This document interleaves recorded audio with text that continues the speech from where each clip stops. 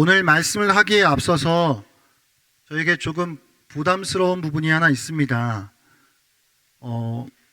오늘 말씀 중에 제가 그 세계 교회사 속에 하나님께서 허락해 주신 부흥의 역사에 대한 이야기들을 좀 들려드리려고 그러거든요. 그것이 꼭 그게 나랑 무슨 상관이냐 라는 생각을 또 하시면서 지루해 하실 수도 있지 않을까라는 조심스러움을 가지고 오늘 말씀을 전하는데요. 그러나 끝까지 들어보시면 그게 나와 커다란 상관이 있었구나 라는 마음이 들어오실 겁니다. 같은 마음으로 오늘 부흥과 그리고 갈망이라고 하는 그런 제목을 가지고 말씀 나누길 원합니다. 하박국이라고 하는 성경은 어찌 보면 조금 이렇게 아주 친숙한 성경은 아닐 수 있습니다.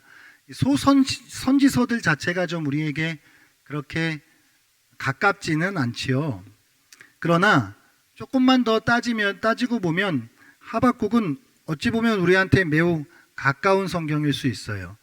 여러분 잘 알고 계시는 무화과 나무 잎이 마르고 포도 열매가 없어도 라는 이 찬양 있죠.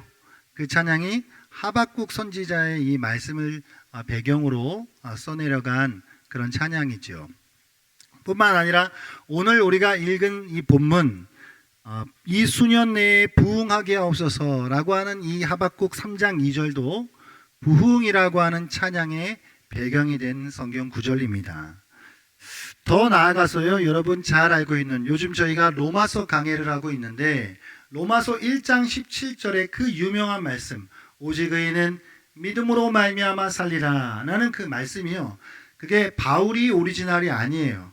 그게 하박국이 원조입니다. 하박국 2장 4절 말씀이 하박국의 그 말씀 속에 의인은 그의 믿음으로 말미암아 살리라 라고 그렇게 말씀하고 있거든요. 이게 저작권이 하박국에게 있어요. 그 하박국이 어떻게 보면 우리한테 좀 가까운 성경일 수도 있다는 것이죠. 여러분 하박국 선지자는 유대 말기에 활동했던 선지자입니다. 이제 유다가 바벨론에게 멸망을 당하기 얼마 남겨두지 않은 때에 바벨론의 심판을 예언했던 그런 선지자이거든요. 거룩하신 하나님께서 악한 바벨론을 도구로 삼으셔서 하나님의 백성들 유다를 심판하실 것이다 라는 것이 하박국이 예언한 내용입니다. 그래서 하박국은 총 3개의 장, 3장으로 이루어져 있는데요. 이 3장은 크게 하박국이 하나님 앞에 던지는 2개의 질문으로 이루어져 있어요.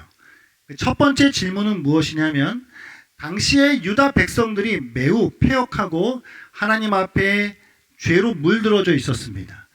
그들에겐 불의와 부패가 가득했었던 것이죠.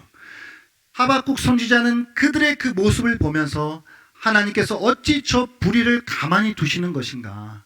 하나님께서 저 불의를 그냥 언제까지 잠잠히 보고만 계실 것인가? 이것이 하박국의 첫 번째 질문이었고 그에 대하여 하나님이 대답하시는 것이 또 하박국의 진행 내용입니다. 하나님이 그에 대하여서 뭐라고 대답하시냐면 하나님이 바벨론이라고 하는 나라를 통해서 그들을 도구로 삼으셔서 유다 백성들을 심판하실 것이다. 그것이 하나님의 답변이지요.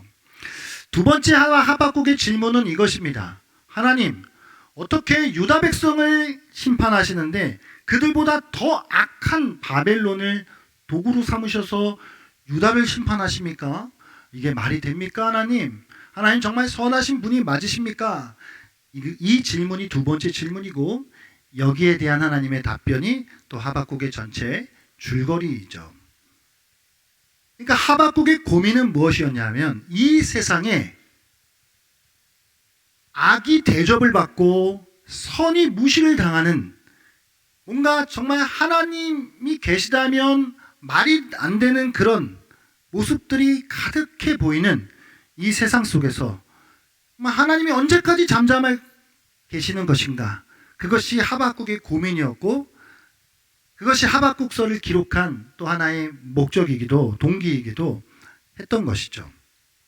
그러나 하나님께서는 하박국 선지자를 통하여서 하나님이 악한 바벨론을 통하여 유다 백성들을 심판하시지만 결국은 하나님이 바벨론을 심판하실 것이고, 그리고 유다 백성을 심판함은 궁극적으로 그들을 구원하심이다 라고 하는 말씀을 주십니다. 그러니까 결론은 하나님은 살아계시고 선하셔서 악은 악대로 분명히 보응하실 것이고 선은 선대로 하나님께서 대해 주실 것이다 라고 하는 것을 분명히 하박국 선지자를 통하여서 말씀해 주는 것이죠. 이런 과정 속에 그 하박국 2장 4절이 나오게 되는 거예요. 오직 의인은 믿음으로 말미암아 살리라는 말씀이요. 하나님 그러신 분이라는 거예요. 하나님은 분명히 언제까지 악을 그대로 두시지 않는 분이라는 것. 결국에는 하나님이 모든 것을 그 뜻대로, 선은 선대로, 악은 악대로 심판하신다. 하나님은 선하시다. 하나님은 하박국보다도 하나님의 백성들을 사랑하시고, 하나님은 하박국보다도 완벽히 선하신 분이시다 라고 하는 걸 계속하여서 말씀해 주고 있기 때문에 우리는 그 하나님에 대한 믿음을 붙잡고 살아가는 것이 우리의 자세가 되어야 한다. 오직 의인은 그렇게 믿음으로 사는 것이다 라는 말씀을 하는 것이죠. 하박국 이제 3장으로 넘어가면요, 하박국이 좀 예언서인데 장르가 조금 특이한 것은 예언서이지만 어느 면으로 볼 때는 좀 시편이나 지혜서와 같은 그런 성격이 좀 담겨져 있는 그런 특징을 가지고 있어요. 오늘도 이 3장을 시작하면서 3장 1절에 표제와 같은 그런 역할을 하는 말로 시작을 하는데, 시기오롯에 맞춘이라고 하는 말로 시작을 하죠. 이 시기오롯이라고 하는 말은 보통 시편에서 시가요온이라고 하는 말의 복수형으로 보여집니다. 그게 무슨 뜻이냐면 슬픔의 노래, 애절한 마음을 담은 애가와 같은 뜻을 가지고 있는 거예요. 그래서 이게 음악적인 용어인데 지금 하박국 3장을 시작하면서 이 하박국 3장의 전체적인 느낌을 표현해 주고 있다라고 볼 수 있습니다. 시기오롯에 맞춘 선지자 하박국의 기도라 그래요. 3장은 하나님 앞에 드리는 찬양이면서 동시에 하박국의 기도입니다. 이제 의인은 믿음으로 말미암아 살리라 라고 말씀하신 하나님의 말씀을 붙잡고, 그렇습니다 주님, 이제 제가 믿음으로 살겠습니다 라고 결단한 이 하박국이 그럼에도 하나님 앞에 주님 저의 기도를 들어주십시오 라고 그렇게 간절하게 주님 앞에 외치는 요청이 3장 2절의 내용이 되는 것이죠. 하박국은 분명히 알고 있었습니다. 하나님께서 악은 악대로 심판하실 것이고 선은 선대로 하나님께서 대해 주실 것이다, 보상해 주실 것이다, 그런 분이시다 라고 하는 걸 알고 있었어요. 뿐만 아니라 하박국은 과거 이스라엘의 역사 속에서 일해오신 그 하나님에 대한 기억을 가지고 있었던 것이죠. 하나님이 애굽의 고통으로부터 그 백성들을 건져주셨던 그 일과, 그리고 그들을 광야에서 이끌어주시고 시내산에서 그들에게 율법을 주셨던 그 하나님, 그리고 가나안 땅에 들어가서 그들의 전쟁 속에서도 승리하게 하셨던 그 하나님, 모든 그 과거의 역사 속에 그들과 함께 하셨던 그 하나님을 기억하고 있었고, 그 하나님이 지금 자신들의 시대에, 지금 자기들의 시대에 동일하게 역사해 주시기를 기도하고 있다는 말입니다. 오늘 말씀 보니까 주여, 주는 주의 일을 이 수년 내에 부응하게 하옵소서라고 그렇게 요청하는 것이죠.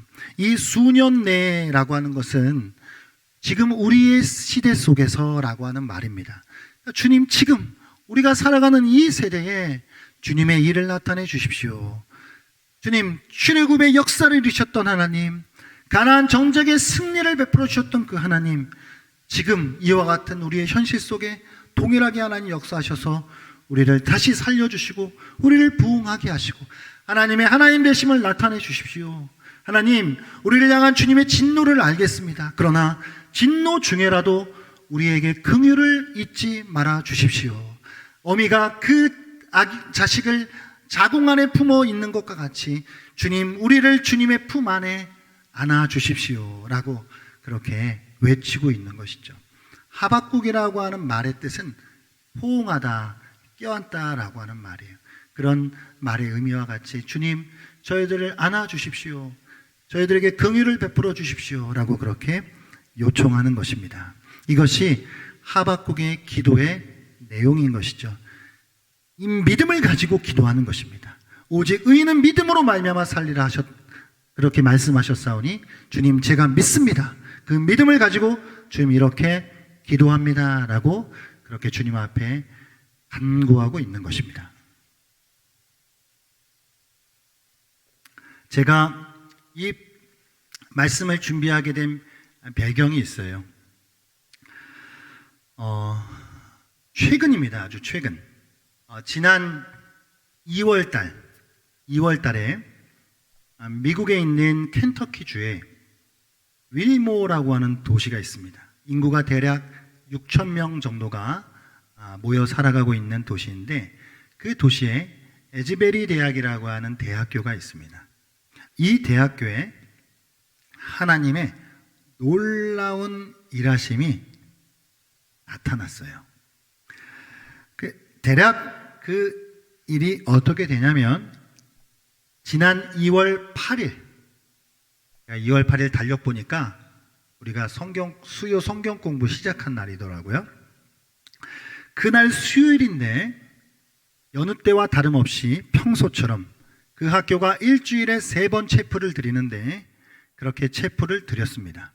설교자는 로마서 12장의 말씀을 가지고 실천하는 사랑, 행동하는 사랑이라고 하는 제목을 가지고 하나님의 말씀을 전합니다. 자기가 생각할 때 평소와 그렇게 크게 다르지 않은, 훌륭히 내가 설교를 했다, 훌륭하게 라고 생각되지도 않았습니다. 그냥 평소와 똑같이 말씀을 전하고 강단에 내려와 설교단을 떠났습니다. 그렇게 예배가 마쳐졌죠. 많은 학생들도 체프를 마치고 강의실로 기숙사로 돌아갔습니다. 그러나 그 중에 대략 20명 정도가 되는 사람들이, 정확하게는 19명이라고 보고가 되고 있는데, 19명 이 사람들이 그 예배당 안에 남아서 기도하기 시작했습니다. 설교자가 마지막에 하나님의 사랑을 구하라고 하는, 하나님이 사랑을 부어주시기 전까지 이곳을 떠나지 말라고 하는 그의 그 말씀을 듣고 그것을 나에게 주시는 말씀으로 붙잡고 19명이 그 예배당 안에 남아서 하나님 앞에 간절히 기도하기 시작했어요. 그때부터 서서히 주님의 강력한 임재하심이 그 예배당 안에 나타나기 시작합니다. 그 소식을 들은 교수들과 학생들이 그 예배당 안으로 모여들기 시작했고, 1,500명 정도가 모일 수 있는 그 예배당 안이 가득 메워지기 시작합니다. 그때로부터 찬양과 기도와 간증, 고백이 계속적으로 이어지게 된 것이죠. 이것이 이제 하루에 끝난 것이 아니라 2월 8일부터 매일매일 이와 같은 일들이 그곳에서 벌어집니다. 이제 여러 가지 매체들을 통해 이 에즈베리 대학 안에서 일어난 이 일들이 소문이 나기 시작했고, 그 미국 지역에서뿐만 아니라 영국과 캐나다 등지에서 이 소식을 듣고, 이 소문을 듣고 많은 사람들이 에즈베리 대학을 방문합니다. 그곳에 도착해서 8시간, 심지어 9시간을 기다리면서, 줄을 서서 기다리면서 그 기도회에 동참했던 것이죠. 너무 사람들이 많이 몰리니까 그 길 건너에 있는 에즈베리 신학대학원 채플에서도 동일한 형태의 기도회가 생기게 되었습니다. 2월 8일부터 2월 24일까지 16일 동안 이와 같은 일이 일어나요. 왜 2월 24일이냐? 하나님의 성령이 그때 딱 끊어졌느냐? 그것은 아니고요. 이게 학교 당국이 학사 운영이 지금 마비되고 있고, 그리고 무엇보다도 안전사고가 너무 우려가 돼서 공식적으로 기도 모임을 중단한 것입니다. 그래서 6일이라는 기간 동안에 대략 7만 명 정도의 사람이 그곳을 방문했다고 하고, 미국 전역에서 대략 200개가 넘는 대학들이 그 기도회에 함께 동참했다고 전해지고 있어요. 자, 이 사건을 제가 몇 주 전에 들었는데, 사실 우리가 하나님의 부흥의 사건이다, 하나님의 일하심이다 라고 하는 것을 평가하려면 시간이 사실 어느 정도는 좀 필요합니다. 그것이 좀 지나고 나서 그것이 궁극적으로 어떠한 열매를 맺고 있나라고 하는 것을 좀 확인할 필요가 있거든요. 근데 지금 이제 이 에즈베리 대학의 이 부흥 사건을 두고 많은 사람들이 이제 이야기들을 하고 있어요. 하나님의 정말 진정한 부흥이다, 혹은 사탄의 역사다, 이렇게 또 말들을 하고 있는 사람들이 있는데, 제가 이제 이 사건을 두루두루 이제 살펴보면서 총신대학교의 이제 교수님들도 이 부흥의 현장을 보고 눈으로 목도하고 싶어서 그곳에 직접 방문해서 그들의 증언을 직접 듣고 그 현장을 느끼면서 이제 보고 형식으로 또 영상을 올리고, 그것들 제가 이제 다 들어보았습니다. 이것이 전적인 하나님의 부흥의 역사다, 그렇게 지금 단정지어서 말할 수 없을지는 모르겠지만, 그러나 분명한 것은 제가 두루두루 살펴보았을 때, 하나님의 일하심이구나, 하나님이 지금 이 시대에 하나님께서 역사하시는 부흥의 현장이구나 라고 하는 그런 잠정적인 결론을 내리게 되었어요. 도대체 그게 나랑 무슨 상관인가 하는 표정들이시죠 지금. 예. 그런데요, 사실 조금만 더 이야기를 들어보셔요. 우리 한 사람 한 사람과 너무 깊은 상관이 있는 이야기입니다. 여러분, 하나님께서 종교개혁 이후에 이 교회사 속에서 하나님이 굵직굵직한 대부흥과 대각성의 사건들을 허락해 주셨어요. 잠깐 제가 말씀을 드려볼게요. 미국 같은 경우를 생각해 보면, 미국은 어떻게 그 나라가 세워졌죠? 영국에서 그 핍박받던 그리스도인들이 신앙의 자유를 찾아서 미국에 도착해서 그곳에서 그들이 정착하게 됐잖아요. 소위 청교도라고 부르는 청교도 신앙을 가지고 신앙의 순수함을 지키기 위하여 나아갔던 그들이 이제 그곳에 1600년대 초반에 이제 그곳에 도착하거든요. 그런데 그 1세대는 신앙을 순수히 잘 지켜갑니다. 그런데 시간이 흘러감에 따라 한 100년 정도의 시간이 지났을 때에 그들의 2세대, 3세대들이 등장하기 시작하면서 그들의 처음 순수했던 그 신앙이 조금씩 식어가기 시작해요. 그 1세대에서 보여주었던 신앙의 그 뜨거움들이 이제는 그 후손들에게 보이지 않게 된 것이에요. 그렇게 1700년대가 시작되고 흘러가게 됩니다. 이것을 많은 사람들이 우려하기 시작해요. 그럴 때에 하나님께서 소위 미국 제1차 대각성 운동이라고 불리는 그 사건을 미국 이 동부 지역에 하나님이 부어주셔요.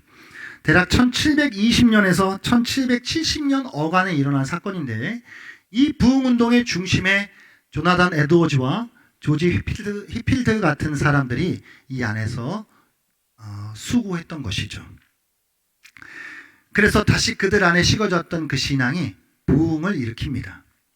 이렇게 1차 각성운동이 지나고 다시 하나님이 1790년부터 1840년 그 어간에 제2차 대각성운동이라고 불리우는 그 역사를 하나님이 이루셔요.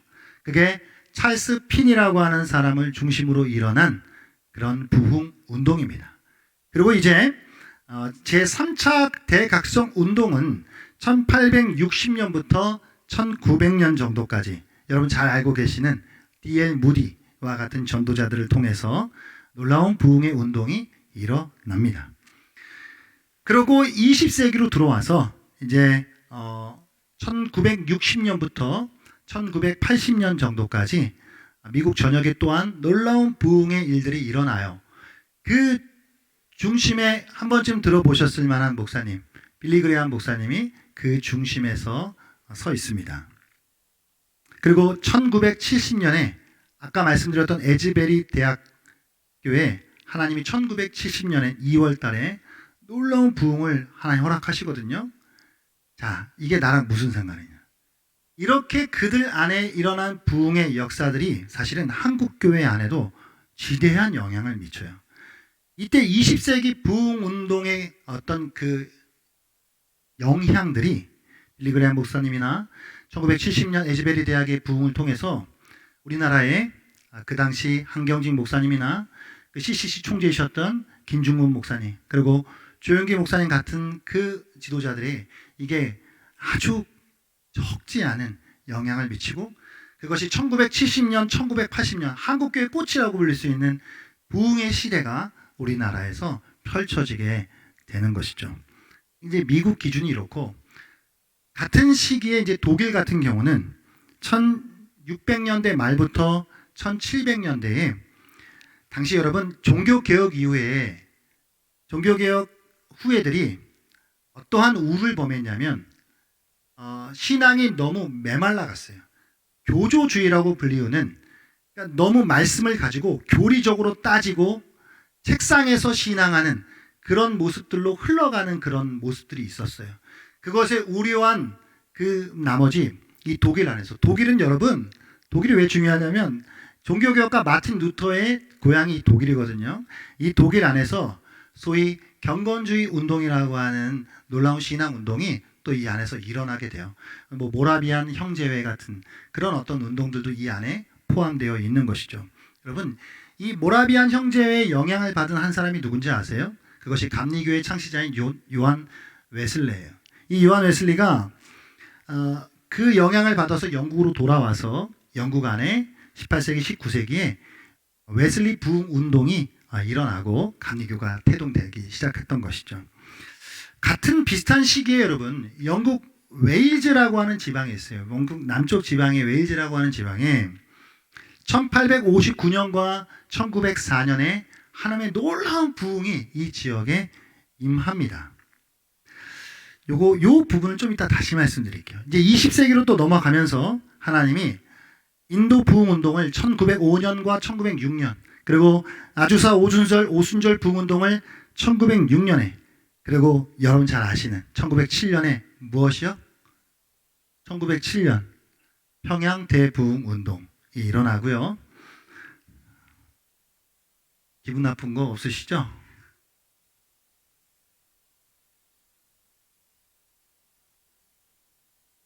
만주와 중국 등지에서 부흥운동이 1908년 어간에 일어납니다.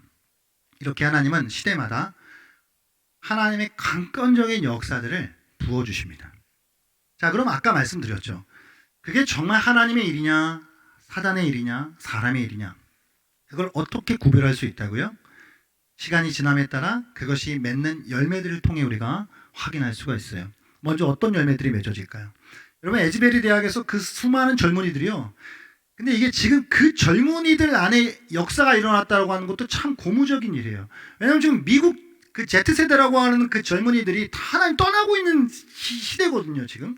근데 그 시대에 하나님이 그들 안에 일하셨다는 것이죠. 찬양과 기도와 어떤 그 예배가 계속 이어지고 하는 그런 모습들 자체가 귀하죠. 그러니까 부흥은 먼저 우리 안에 개인적 회심과 공동체의 회복을 일으키셔요. 한 사람 한 사람을 변화시키시고 그 사람을 완전히 삶을 바꾸셔서 그 사람이 속해 있는 그 모든 곳에 선한 영향력을 미치게 되는 것이죠. 이것이 부흥의 첫 번째 열매예요. 그러나 여기서 그치지 않고 그것이 하나님의 부흥이다, 하나님의 대각성 운동이다라고 불리우기 위해서는 더 나아가서 이것이 사회 개혁으로까지 이어집니다.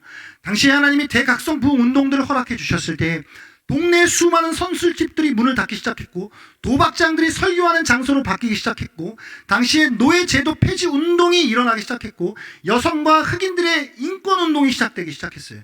그것이 다 이 대각성 부흥 운동과 맥을 같이 하고 있습니다, 여러분. 부흥의 두 번째 열매는 사회 개혁인 것이죠. 그리고 부흥의 세 번째 열매는 선교 운동의 확산이에요. 현대 선교의 아버지라고 불리는 윌리엄 캐리가 18세기 말부터 인도 선교에 헌신하기 시작하죠. 그리고 중국 선교의 그 유명한 허드슨 테일러가 또 하나님 앞에 헌신하죠. 그리고 우리가 잘 알고 있는 D.L. 무디의 여러 가지 사역들을 통하여서 당시에 수많은 젊은이들이 하나님 앞에 선교사로 헌신해요. 그 헌신한 사람들 중에 우리가 잘 알고 있는 1884년, 85년 이 미지의 땅에 선교의 비전을 가지고 도착했던 언더우드 아펜젤로 마페 선교사 같은 사람들이 한국 땅으로 들어오게 되었던 것이죠. 그리고 아까 1859년, 1904년 웨일즈라고 하는 지방에서 하나님이 일으켜 주셨던 그 부흥운동이 또 하나의 귀한 일을 합니다, 여러분. 1903년 원산 부흥운동과 1907년 평양 대부흥운동이 평양 땅에서 이제 일어나거든요, 여러분. 근데 이제 이 평양 땅에 이 일이 일어나는 가운데에 주목할 만한 사람이 한 사람이 있어요. 이제 언더우드와 아펜젤러 이런 사람은 1884년에 이제 도착했는데 그보다 조금 더 앞선 세대에 한국 땅에 와서 순교했던 선교사님이 있어요. 아마 들어보셨을지도 모르겠는데 로버트 저메인 토마스 선교사예요. 이 사람이 영국 웨일즈가 고향입니다.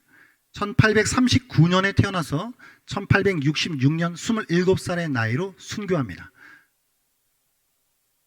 이 이야기는 그 토마스 선교사님의 이 순교 이야기는 참 유명한 이야기인데 저는 50번이면 50번, 100번이면 100번 이 이야기는 들을 때마다 사실 너무 감동적이에요. 이 토마스 선교사가 1863년에 중국 선교사로 헌신합니다. 그래서 상하이에 도착했는데 그곳에서 안타깝게 임신 중이었던 아내 캐롤라이가 소천해요. 마음이 너무 상심이 되어서 잠시 선교의 일을 놓고 있다가 다시 하나님의 강권적인 역사 가운데 2년 뒤인 1865년에 당시에 복음을 전하면 죽을 수도 있다라고 하는 그 조선 땅을 향한 하나님의 선교의 비전을 품어요. 그래서 시도를 많이 했는데 길들이 많이 막힙니다. 지금처럼 뭐 가고 싶다고 마음대로 갈 수 있는 상황이 아니었기 때문에. 그래서 1866년 제너럴 혐오노라고 하는 그 상선에 올라타고 그렇게 대동강 쪽으로 들어오게 되었던 것이죠. 당시 그 천주교가 마귀의 교라고 생각했던 이 조선 땅에서 받아들여지지 않고 그 배가 또 불타게 되고 그곳에서 결국은 이제 순교하게 되거든요. 이 토마스 선교사님이 순교하시면서 죽기 전에 그를 죽이려고 했던 박충권이라고 하는 사람한테 성경을 건네줘요, 한 권을. 근데 그 사람이 받지 않습니다. 그렇게 죽게 되는데 죽기 전에 가까스로 12살 먹은 채치량이라고 하는 한 아이에게 자신이 갖고 있었던 한문 성경 3권을 건네줍니다. 그 채치량이가 그 한문 성경 3권을 손에 들고 이게 당시 금서였기 때문에 무섭잖아요. 그래서 당시 평양 영주의 박영식이라고 하는 사람한테 그 성경을 건네줍니다. 이 박영식이가 당시 종이가 귀하지 않습니까? 종이가 귀하니까 집에 가가지고 그 종이를 하나하나 다 도배시켜버려요. 그렇게 이제 자기 집을 도배했고 그걸 나중에 아까 말씀드렸던 12살 먹은 채치량이가 그 집을 자기가 삽니다. 자기가 사서 그곳을 여관으로 사용해요. 훗날에 그 여관에 마페 선교사와 그레임 리 선교사가 그 여관에 묵게 됩니다. 그러면서 채치량이가 그곳에서 예수님을 영접하죠. 어떤 기록에 의하면 박영식도 그렇고 채치량이도 그렇고 이게 누워서 위를 봐도 하나님 말씀, 옆을 봐도 하나님 말씀이라 그 말씀을 볼 수밖에 없었고 그 말씀이 자신들 안에서 움직였다라고 하는 고백이 있기도 해요, 여러분. 그리고 아까 그 토마스 선교사님을 목베어 죽였던 박충건이라고 하는 사람도 이 여관이요 나중에 뭐가 되냐면 널다리골 교회가 되거든요. 이 여관이 이 널다리골 교회의 종소리를 들을 때마다 옛날 자신이 죽였던 그 선교사의 얼굴이 떠올려졌던 그 박충건이라고 하는 사람이 결국은 교회로 발걸음을 옮기게 되고 그 사람도 예수를 믿고 그리스도인이 돼요. 이게 왜 이야기가 중요하냐면 이 널다리골 교회가 나중에 이름이 장대제 교회로 바뀌어요. 그리고 그 장대제 교회가 나중에 이름이 장대현 교회로 바뀌어요. 그 장대현 교회가 1907년 평양 대부흥운동의 메인 센터 장소가 되는 것이죠. 그렇게 하나님은 한 사람의 보잘것없는 그 죽음을 통해서 하나님이 야, 이 성경 전해줘봐야 뭐하나라고 생각할 수도 있는 그 사건을 통해서 하나님이 그렇게 한국 선교의 꽃을 열매를 맺어주셨다는 거예요. 근데 그 토마스 선교사가요, 아까 자꾸 연도 얘기하니까 좀 헷갈리시죠? 저도 지금 설교하고 나고 내일 되면 다 잊어버려요. 이 사람은 1839년에 태어났는데요. 1859년에 아버지 목사님의 로버트 토마스 목사님의 아버지가 그가 목회하고 있는 하노버 교회, 영국 웨일즈 지방에 있는 작은 하노버 교회에서 이 토마스가 목사 안수를 받습니다. 20살 때 1959년도. 그가 목사 안수를 받는 그 해에 영국 웨일즈 지방에 엄청난 부흥의 역사가 일어났던 거예요. 그것이 아마 그를 선교의 사람으로 보냈는지 모르겠어요. 그 하노버 교회에서 59년 20살의 나이에 목사 안수를 받은 이 토마스 선교사, 그리고 27살 되는 나이에 1866년 대동강에서 순교한 이 선교사, 그렇게 하나님의 한국 선교가 이루어지게 된 그 하나님의 역사들. 참 신기한 건 지금 그 하노버 교회가 지금도 있거든요. 영국 웨일즈에 가면 똑같이 있어요. 지금 하노버 교회 담임 목사가 한국 선교사인 유재현 목사님이라고 하는 분이에요. 그 토마스 목사를 파송했던 그 하노버 교회, 지금은 한국 교회가 그 선교의 빚을 지고 그 하노버 교회를 섬기고 있는 하나님의 이 놀라운 역사, 우리가 엎드려 경배할 수밖에 없는 것이죠. 이 모든 일들 속에는, 선교의 운동 속에는 하나님의 부흥의 역사들이 있었다라고 하는 것, 이것입니다. 자, 여러분, 제가 한 가지 질문을 드리겠습니다. 여러분, 부흥을 원하십니까? 정말 원하세요? 이런 거죠. 부흥은 좋은 거니까, 부흥은 있어야 하니까, 부흥을 내가 원해야 하니까 원하는 거 말고, 부흥의 당위성 말고요. 정말 내가 내면 깊숙한 곳으로부터 부흥을 진짜 원하고 있느냐는 질문이에요. 제가 말씀을 준비하면서 저한테 물으니까 저 진짜 원하는데요 라고 자신 있게 말을 못 하겠더라는 거예요. 그럼 뭐가 그렇게 우리를 막고 있느냐라고 하는 것이죠. 자, 그러면서 제가 다시 생각이 연결된 지점이 있습니다. 요즘 마태복음 우리가 큐티하고 있는데, 마태복음 당시 유대 종교 지도자들 지독히 말 안 듣고 예수님이 계속 말씀하시는데도 안 들어요. 자, 제가 한번 질문을 해봤습니다. 그 인간들이, 그 유대 종교 지도자들이 정말 오실 메시아를 기다렸을까라는 질문이에요. 그러니까 뭐 자기들이 생각하는 메시아가 아닐 수도 있겠지만, 그냥 더 근본적으로 지금 그들이 살고 있는 시대에, 그들이 살고 있는 장소에 그 메시아가 정말 왔으면 좋겠다라고 생각했을까라는 질문을 했는데, 아닐 수도 있겠네라는 생각이 들더라고요. 왜일까요?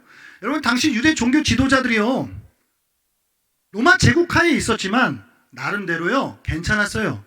다 자기들의 살 길이 있었습니다.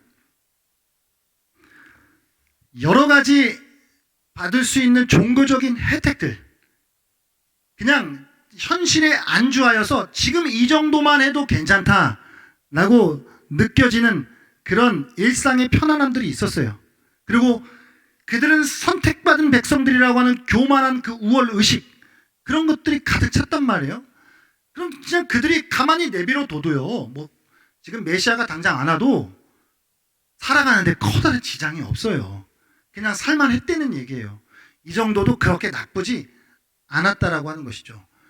이거의 근거가 뭐냐면, 여러분, 출애굽 한번 생각해 보실래요? 자, 애굽에서 노예 생활을 하던 그 인간들을 모세를 통해서 끄집어 왔는데 나중에 광야에서 뭐라고 원망하죠? 차라리 애굽이 낫다 이래요. 그러니까 모세를 통해 하나님이 그들을 출애굽시킨 게 왜 이렇게 긁어 부스럼을 만드냐, 우리 거기서도 그냥 대충 고기도 먹고 살만 했는데, 이렇게 생각하는 거잖아요. 당시 유대 종교 지도자들 그러지 않았을까? 라는 생각이 들어요. 자, 여러분, 제가 다시 질문 드릴게요. 여러분, 진짜 부흥을 원하십니까? 라고 물을 때 아닐 수 있다는 거죠. 지금 대충 살만 하시잖아요. 괜찮잖아요. 뭐 밥 굶으셨어요? 뭐 당장 정말 진짜 나 죽을 것 같으세요? 아니, 괜찮거든요. 지금 뭐 일상에 커다란 일이 벌어지지 않아도 나름대로 괜찮게 살아요. 근데 뭐 굳이 긁어 부스럼 만들어서 대부흥이라고 하는 것이 우리한테 온다면, 야, 그런 일이 벌어지면, 야, 내가 혹시 목사 되는 거 아니야? 아니면 뭐 혹시 뭐 우리 자녀가 막 선교사를 막 하는 거 아니야? 우리의 삶에 커다란 지각 변동이 막 일어나서 막 내 물질을 하나님 앞에 드리는 거 아니야? 내 시간을 막 하나님 앞에 더 쏟는 것 아니야? 뭐 그렇게 또 살아갈 필요가 있는가? 아니지, 뭐 지금도 그냥 괜찮고 때때마다 하나님 또 은혜 주시고 또 말씀 주시고 나쁘지 않게 살거든요. 그런데 정말 부흥을 원하냐고 할 때 아닐 수 있다는 거예요. 그러나 오늘 우리는 말씀을 통해서요, 우리는 정말 부흥을 갈망해야 합니다. 우리는 부흥을 원해야 해요. 그리고 사모해야 합니다. 이게 오늘 말씀의 결론이에요. 자, 하나님 시대마다 놀라운 부흥의 역사들을 주셨는데, 이번 2023년도 2월 달에 켄터키 윌모 지역에서 일어난 이 에즈베리 대학의 이 부흥, 왜 에즈베리일까? 라는 것을 생각하면서 연구한 사람들이 벌써 있더라고요. 첫 번째는 이런 것이에요. 에즈베리 안에 있는 영적 유산의 힘이라는 거예요. 뭐냐면 에즈베리가 지금만 하나님이 이렇게 은혜를 부어주셨던 것이 아니라 20세기 정도부터 한 8번 정도의 강력한 성령의 역사가 에즈베리 안에 있었대요. 그러니까 자연스럽게 에즈베리 안에는 그 출신들 중에 수많은 하나님의 역사를 경험한 사람들이 배출됐을 거 아니에요. 그럼 그 수많은 그 에즈베리 대학 출신들이 늘 그 모교의 후배들을 위해서 기도했답니다. 그들도 성령의 동일한 그 역사를 경험해 주게 해달라고 간절히 기도했다는 거예요. 특히 지난 1970년도에 에즈베리에 임했던 그 역사를 경험했던 그 사람들이, 어떤 사람들은 교수로, 어떤 사람들은 목회자로, 어떤 사람들은 선교사로 헌신해서 그곳에서 그 자신들의 모교의 부흥을 위하여서 오랜 시간 동안 기도했답니다. 이것이 에즈베리 안에 하나님의 일이 일어난 이유 중에 하나라는 거예요. 두 번째는 지금 현재 구성원들의 기도라는 거예요. 에즈베리 안에는, 이 대학 안에는 유달리 부흥을 사모하면서 기도하는 사람들이 학생들 가운데에도 현지 교수들 가운데에도 유달리 많다는 것이죠. 이것이 에즈베리 안에 하나님의 역사가 임한 요인 중에 하나라는 거예요. 세 번째는 에즈베리 그 지역, 윌모어 지역의 기도입니다. 윌모어 지역은 대략 6천 명 정도가 살고 있는 지역인데 이 중에 90%가 예수 믿는 사람이래요. 그들이 그 대학을 놓고 기도하고 있다는 것이죠. 참, 그 중에 또 재미있는 것 중에 하나는 2015년도에 중국계 말레이시아 출신인 신학교 교수 한 명이, 이 교수 한 명이 안식년을 맞아서 에즈베리 대학에 방문합니다. 그리고 그곳에서 이제 안식년을 마치고 돌아가야 하는데 그 과정 속에 하나님께서 강력하게 그에게 사인을 주셨대요. 에즈베리 대학의 부흥을 위해서 기도하라고. 그렇게 몇 년 동안 그것을 위해 전적으로 헌신하라고 그렇게 순종했답니다. 심지어 최근 몇 년 동안에는 우스꽝스럽게도 피켓을 몸에다 걸치고, 뭐 우리 이렇게 행사 같은 거 하면 이렇게 막 이렇게 하는 거 앞뒤로 이렇게 하잖아요. 거기다가 하나님의 부흥을 위해 기도하라고 그렇게 써놓고 그 지역을 다니면서 기도했다는 거예요. 어떤 사람이 생각할 때는, 야, 저 미친 사람 아닌가? 라는 생각이 들 정도로 그런 기도가 쌓였다는 것입니다. 그런 중에 하나님께서 그 대학 안에 또다시 하나님의 부흥을 부어 주셨다는 것입니다. 미국 제1차 대각성 부흥 운동의 주역이었던 조나단 에드워즈 목사님, 제가 참 우러러보는 목사님인데 1703년도 1700년도에 이 제1차 각성운동, 가장 강력한 성령의 역사였다고 기록되고 있는 이 1차 각성운동을 주도했던 조나단 에드워즈 목사님이 이런 말을 남겼어요. 부흥은 하나님의 주권적인 선물입니다. 그러나 아무 곳에나 임하는 것이 아니라 사모하는 곳에 임합니다. 라는 말을 남겼다고 합니다. 사랑하는 여러분, 부흥을 진정으로 사모하십니까? 우리가 사모하는 마음이 없다면 하나님, 우리가 부흥을 사모할 수 있게 하여 주시고 갈망할 수 있게 하여 주시고 우리 시대에 하박국 선지자가 이 수년 내에 우리 시대에 부흥하게 하옵소서. 하나님의 일을 나타내 주시옵소서. 출애굽 사건 제가 다 들었고 가나안의 전쟁의 역사 제가 다 들었습니다. 그러나 지금 내가 살아가고 있는 이 시대에 주님의 부흥이 필요합니다. 하나님의 진노가 있더라도 하나님의 긍휼하심을 우리 가운데 잊지 말아 주십시오 라고 그렇게 기도했던 것과 같이 우리도 하나님의 부흥을 사모하고 갈망하면서 기도해야 될 줄로 믿습니다. 이 부흥이 우리가 정말 구해야 되는 것이에요, 여러분. 자, 삶의 수많은 문제들이 있죠. 우리의 삶의 수많은 문제들 가운데 여러분, 하박국 선지자의 고민이 있어요. 아니, 악이 너무 대접을 받아요, 악인들이. 우리는 선을 지키려고 하는데 선이 선대로 대접을 받지 못해요. 세상에 불의가 가득한 것 같아요, 여러분. 세상만 가득한 게 아니라 여러분의 삶 속에서는 어떠세요? 하나님이 내가 하나님의 말씀을 순종하면 즉각적으로 내 삶의 선물들을 막 바로바로 주십니까? 이해하지 못하는 수많은 일들 속에서 우리가 살아가잖아요. 그러나 그 모든 것들, 우리의 삶의 문제들의 답이 될 수 있는 것은 어쩌면 부흥이에요. 때를 따라 하나님이 은혜를 주셔요. 필요해요. 우리에게 말씀해 주시고 큐티를 통해서 예배를 통해서 기도회 때 우리에게 견딜 수 있는 힘을 주십니다. 그러나 그것보다 더 강력한 하나님의 부흥의 역사가 임하면 우리의 삶의 모든 문제는 사실 깨끗이 사라질 수 있어요. 자, 건조한 날씨가 되면 여러분 뭐 봄, 가을 불이 나잖아요. 막 불이 나면 뭐가 필요하죠? 소방차가 필요해요. 소방차 와서 불 꺼야죠. 그게 안 되면 뭐 산불 같은 경우는 헬기로라도 그렇게 물을 쏟아 부어야 합니다. 그런데 산불 같은 경우 정말 여러분 너무 심한 불들은 헬기 같은 걸로 또 안 돼요. 뭐가 필요하죠? 하늘에서 엄청난 양의 비가 쏟아져 내리면 꺼져요. 우리의 삶에 펼쳐지는 수많은 이해 안 되는 문제들, 때로는 소방차도 필요하고 헬기도 필요하겠죠. 그러나 어찌 보면 하늘에서 쏟아지는 비가 필요해요. 그게 부흥이에요. 그게 대각성이에요. 그게 하나님의 주권적인 역사예요. 하나님이 그런 일들을 우리의 삶 속에 부어주시면 사실 우리의 모든 상황과 문제들은 안개와 같이 사라질 수 있어요. 그러므로 우리가 구해야 하는 것은 부흥이죠. 그 사모하는 마음이 없다는 사모하는 마음을 달라고 기도해야 하는 것이고, 우리 시대에 하나님 다시 한번 허락해 주십시오. 1977년의 평양 대부흥운동, 1970년대 한국교회 성장의 역사, 그거 다 옛날 이야기인데 알아요. 주님, 저도 아는데 지금 우리가 살아가는 시대에도 하나님 그와 같은 역사를 허락해 주시옵소서. 우리가 그렇게 사모하고 갈망하며 기도해야 될 줄 믿어요. 제가 금요기도회 시작하면서 오신 분들한테는 고백했는데 금요기도회 할까 말까 많이 고민했거든요. 연약해가지고요. 그런데 이 말씀을 준비하면서 너무 감사했어요. 금요기도회 시작하길 너무 잘했다. 기도할 수 있는 자리가 있어서 너무 감사하다. 그래, 우리의 지금 기도가 무슨 의미가 있냐, 어떤 효과가 있냐 생각될 수 있을 수도 있지만 아니지.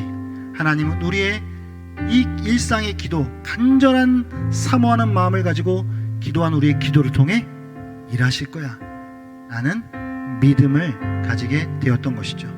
같은 믿음을 가지고 우리가 하나님의 부흥을 꿈꾸고 하나님의 부흥의 세대의 주역이 될 수 있는 저와 여러분, 우리 새로운 빛 신광교회가 될 수 있기를 주의 이름으로 축복합니다.